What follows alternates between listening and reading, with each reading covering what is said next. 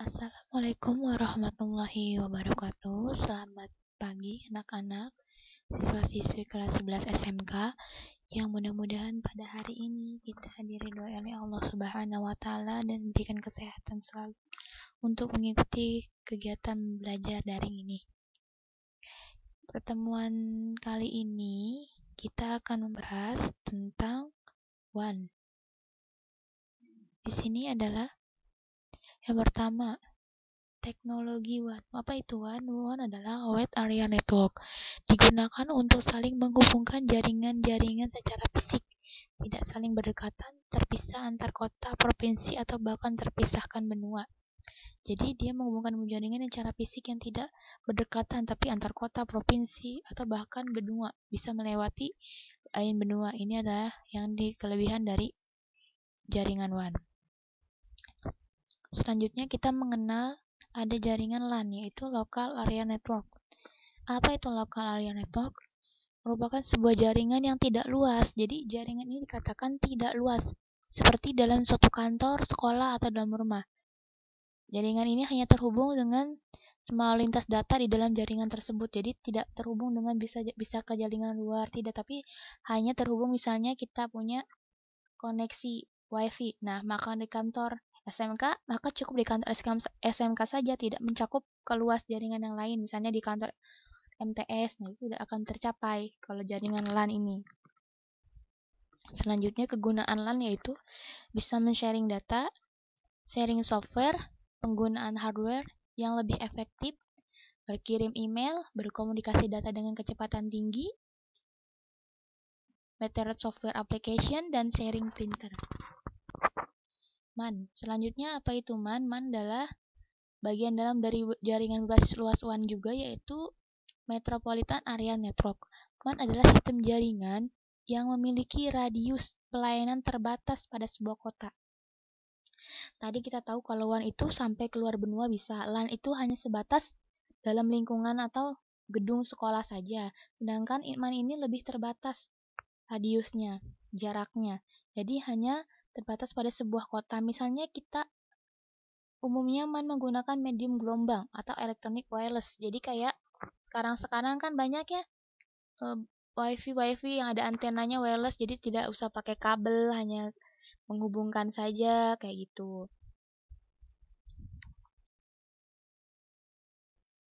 Di sini ada contoh WAN Area Network, Wide Area Network atau WAN. Sistem jaringan yang menghubungkan antar jaringan lokal yang satu dengan yang lain sehingga terbentuklah sistem jaringan yang lebih luas. Di sini ada switch atau router. Dia itu adalah penghantar jaringan ke seluruh. Di sini ada 3 bagian. Dan selanjutnya jaringan berbasis luas. Pengenalan jaringan berbasis luas ini lihat di sini. Sebuah WAN menggunakan jalur data untuk membawa data menuju ke internet dan menghubungkan lokasi-lokasi perusahaan yang terpisah. Jadi misalnya ada satu perusahaan yang terpisah gedung, maka dengan WAN ini perusahaan itu bisa terkoneksi jaringannya dalam satu perusahaan saling berkoneksi. Jadi tidak perlu menghubungkan lagi, tapi dengan satu koneksi saja sudah cukup kalau kita memakai layanan WAN. Perangkat WAN yaitu pertama ada router, one bandwidth switches, modem CSU, communication server. Ini adalah perangkat WAN. Protokol WAN. Di sini ada High Level Data Link Control, HDLC. Kita suka ngelihat singkatan-singkatan kalau kita di dalam buku, dalam misalnya perangkat-perangkat, kita bisa melihat ini. HDLC adalah standar ISO yang saja tidak saling berkompatibel antar layanan yang berbeda, mendukung konfigurasi point-to-point maupun multi-point. Kalau kita lihat di belakangnya suka ada, misalnya kita beli perangkat-perangkat itu suka ada kayak gini nih, HDLC, ISO seperti itu. Di yang kedua sekarang ada frame relay. Disbanding protokol WAN lainnya, layanan frame menggunakan framing tanpa memberikan koreksi error. Jadi mekanismenya ini lewat fasilitas digital yang berkualitas tinggi, tidak mentransmisikan data. Bisa mentransmisikan data tapi sangat cepat karena tanpa adanya perlunya koneksi error. Jadi tidak dapat koreksi error kalau kita terdapat dengan frame relay pada di bagian protokol WAN, yaitu point-to-point protokol (PPP) mengandung file yang mengidentifikasi protokol layer network.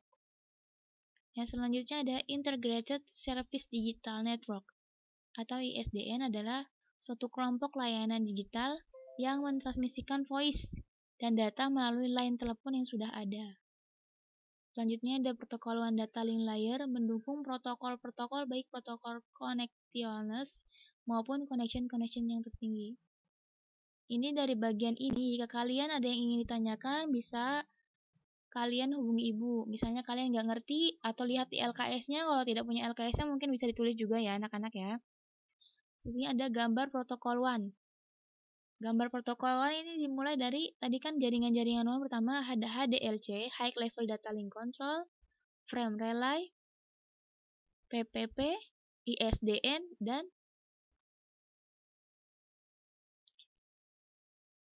sini ada jaringan, ada route, ada modem.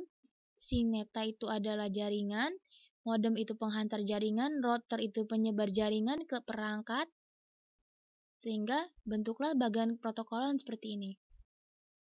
Teknologi WAN menghubungkan perangkat-perangkat. Jadi inilah teknologi atau perangkat WAN yang menghubungkan jaringan-jaringan. Pertama ada router, menawarkan beberapa layanan interkoneksi jaringan-jaringan dan port-port interface WAN.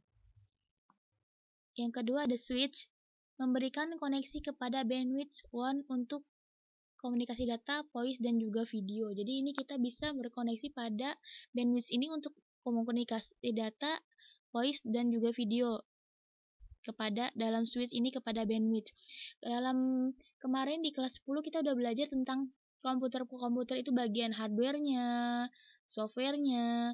Nah, itu adalah ada bagian perangkat lunak ya, perangkat kerasnya. Nah, ini sekarang ada lagi perangkat-perangkat yang menghubungkan kita terhadap jaringan-jaringan komputer itu supaya terkoneksi dengan jaringan. Itu ini ada ini perangkatnya, ada switch tadi, ada router, yang ketiga ada modem yang kalian udah hafal. Sekarang modem tidak hanya dicolok aja, tapi sekarang bisa ada modem wireless, jadi gampang terkoneksi, yang memberikan layanan interface voice termasuk channel service unit digital atau service unit CSU atau DSU yang memberikan interface layanan TI atau e-terminal terhubung dengan internet terminal.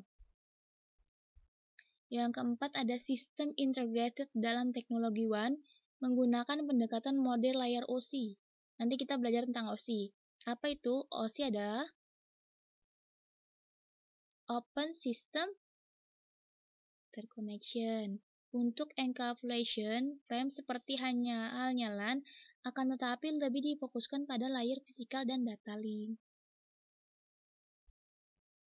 Nah, cukup sekian pemaparan materi dari Ibu. Jika ada hal yang ingin ditanyakan atau belum bisa dipahami, bisa kalian bertanya melalui pesan pribadi. Saat ini belum ada tugas, insya Allah di pertemuan kita kedua di hari Sabtu dalam mata pelajaran WAN, jaringan berbasis luas, kita akan ada tugas. Semangat dan berikan perubahan pada kehidupan kita. Wassalamualaikum warahmatullahi wabarakatuh.